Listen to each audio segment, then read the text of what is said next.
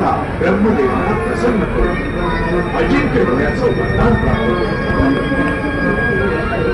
ओम प्रजापिता ब्रह्मदेवाय नमः. ओम प्रजापिता ब्रह्मदेवाय नमः. ओम प्रजापिता ब्रह्मदेवाय नमः. ओम प्रजापिता ब्रह्मदेवाय नमः.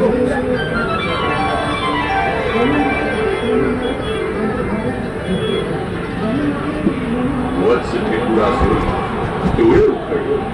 आम्ही तुझ्या तपश्चर्येने प्रसन्न झालो आहोत. डोळे उघड त्रिपुरासुरा. प्रणाम पितामह. माझे अहोभाग्य की आपण मला आपल्या दर्शनाने कृतार्थ केले. आम्ही तुझ्या तपश्चर्येने प्रसन्न झालो आहोत वत्सा. माग हवं ते वरदान माग.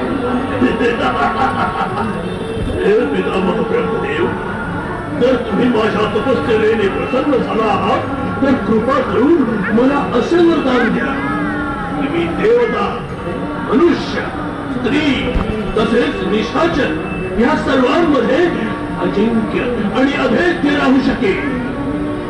तसेच आपण माझ्या निवासाकरिता 3 अशा पुरांचे निर्माण करावं जे जगात अभेद्य अभेद्य असावे. तथास्तु. आणि अशा प्रकारे ब्रह्मदेवांकडून मनोवांछित वरदान मागून त्रिपुरासुर तिन्ही लोकात अतिशय बलवान सिद्ध झाला. त्याची असुरी प्रवृत्ती हळूहळू वाढू लागली आणि तो उन्मादी होऊ लागला. तो स्वतःला देव समजू लागला.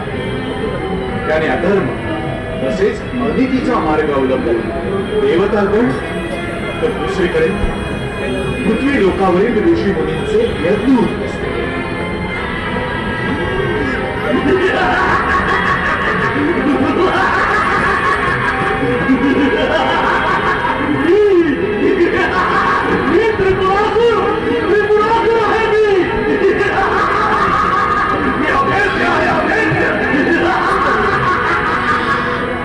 त्रिपुरासुराच्या वाढत्या अत्याचाराने ग्रस्त झालेले सर्व देवतागण देवाधिदेव महादेवाने शरण आणि त्रिपुरासुराच्या अत्याचारापासून त्यांचं संरक्षण करण्याची प्रार्थना करतात.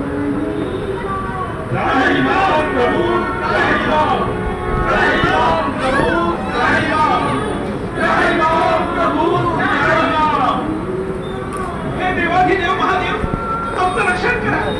आमच्यावरील संकट दूर करा प्रभू. आमच्यावरील संकट दूर करा. त्रिपुरासुराच्या अत्याचारातून आमची मुक्तता करा. दूध भावन आमची मुक्तता करा. हो प्रभू, आम्ही तुम्हाला शरण आलो आहोत. आम्ही तुम्हाला शरण आलो आहोत. निश्चिंत व्हा देवतांनो, निश्चिंत व्हा. आम्हास हे पूर्णपणे ज्ञान आहे की ब्रह्मदेवांकडून अजिंक्य आणि अभेद्य राहण्याचं वरदान प्राप्त करून अधर्मी, उन्मादी तसेच व्याभिचारी बनला आहे.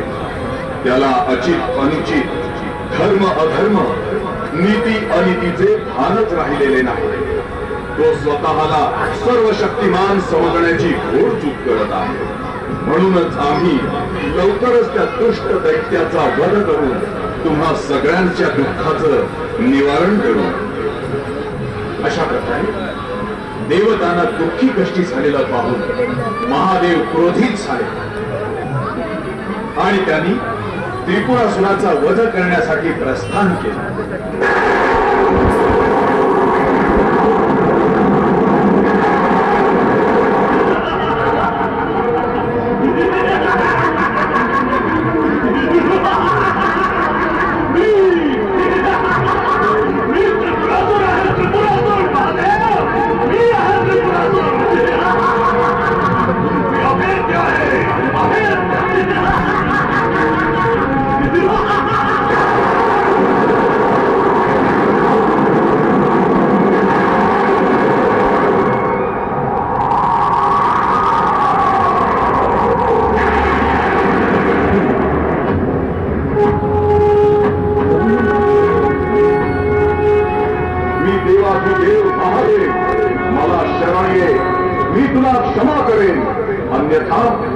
अन्यथा तुझा विनाश अटळ आहे.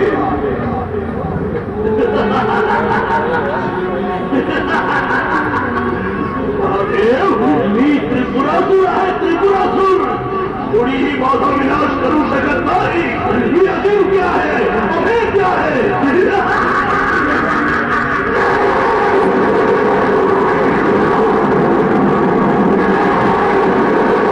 हे त्रिपुरासुरा, आता आमच्या क्रोधापासून तुला कोणीच वाचवू शकत नाही. आम्ही सर्वप्रथम आग्नेय अस्त्राने तुझ्या तिन्ही पुरांना भस्म करतो. तत्पश्चात आमच्या त्रिशूळाने तुझा वध करतो.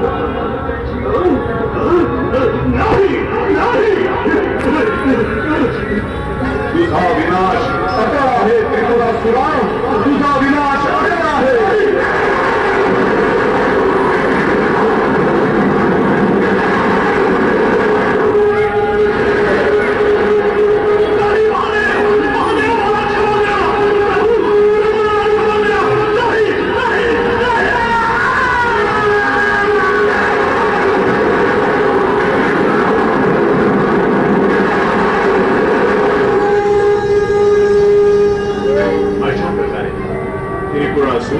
आणि त्याच्या त्रिपुरांचा अंत झाला. ही घटना कार्तिक पौर्णिमेच्या दिवशी, म्हणून त्या पौर्णिमेला त्रिपुरी पौर्णिमा असे म्हटलं जातं. कार्तिक शुद्ध पौर्णिमेच्या दिवशी सगळ्या मंदिरात, विशेषतः देवादिदेव महादेवाच्या मंदिरात त्रिपूर ज्योत प्रज्वलित केली जाते. तसेच दीपोत्सव साजरा केला जातो. हिंदू शास्त्रानुसार त्रिपुरी पौर्णिमेच्या दिवशी कोणत्याही जीवात्म्यानं प्रज्वलित त्रिपुरी ज्योतीचं दर्शन घेतलं असता तो पुनर्जन्माच्या खेळातून मुक्त होतो. तसंच चांडाळही ब्राह्मण योनीमध्ये जन्म घेतो. अशी आहे त्रिपुरी पौर्णिमेची मान्यता. चला तर मग कुठल्याही कार्याची सुरुवात करताना प्रथम पूजनीय श्री गणेशाची पूजा केली जाते. अशा या महादेवांचे पुत्र श्री गणेशाला आपण शरण येऊया आणि प्रार्थना करूया. हे सुख करता, हे दुःख हरता, तुम्हीच आमचे विघ्न करता. सुख शांती समृद्धीचे दान द्या दाता. सुजल सुफल हो भारत माता, सुजल सुफल हो भारत.